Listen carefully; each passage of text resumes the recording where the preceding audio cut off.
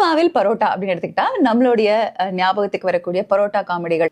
எடுத்த உடனே பரோட்டாவுக்கு யார் அம்பாசிடர்னு கேட்டா நிச்சயமா நம்ம எல்லாருமே பரோட்டா சூரி அவர்களை தான் சொல்லுவோம். நீ பூரா கோட்டியும் அழி, நான் முதல்ல இருந்து சாப்பிடுறேன் அப்படின்னா அத்தனை பரோட்டா சாப்பிட்டாலும் அந்த பன்னு மாதிரி நல்லா லேயரா சாஃப்டா இருக்கக்கூடிய பரோட்டா மேல சால்னாவை போட்டு ஊற வச்சு சாப்பிட்டா அது வாட்டுக்கு போற கணக்கு தெரியாம போய்கிட்டே இருக்கும்னு பரோட்டா சூரி அப்படின்ற அந்த காமெடி தான் நமக்கு எல்லாருக்கும் ஞாபகம் வரும். அப்புறம் எனக்கு ரொம்ப பிடிச்சது என்ன அப்படின்னு கேட்டீங்கன்னா, உள்ளத்தை அழித்தால அந்த கடைசி கிளைமேக்ஸ் இல்ல யோ மிலிட்ரி நீ அங்க என்ன பண்றது அப்படின்னு கேட்பாங்கல்ல.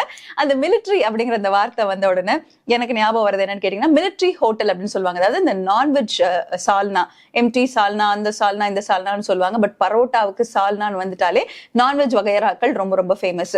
ஸோ இந்த மிலிட்ரி ஹோட்டல் அப்படிங்கிறது ஏன் பேர் வந்துச்சு அப்படின்னு தேடினேன்.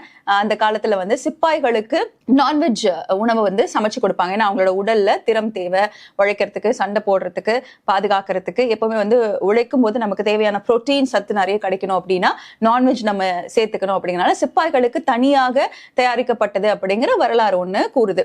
அதே மாதிரி ரொம்ப சுவையான அந்த நான்வெஜ் உணவு எல்லாத்தையும் கொண்டு வந்து ஒரு ஹோட்டல் அறிமுகப்படுத்தும் போது இது வந்து ஒரு மிலிட்ரி கேன்டீன்ல கிடைக்கக்கூடிய மாதிரி ஒரு ப்ராப்பர் நிறைய புரோட்டீன் ரிச் ஃபுட் அப்படின்ற மாதிரி ஒரு விஷயத்த வந்து அவங்க சொல்றாங்க.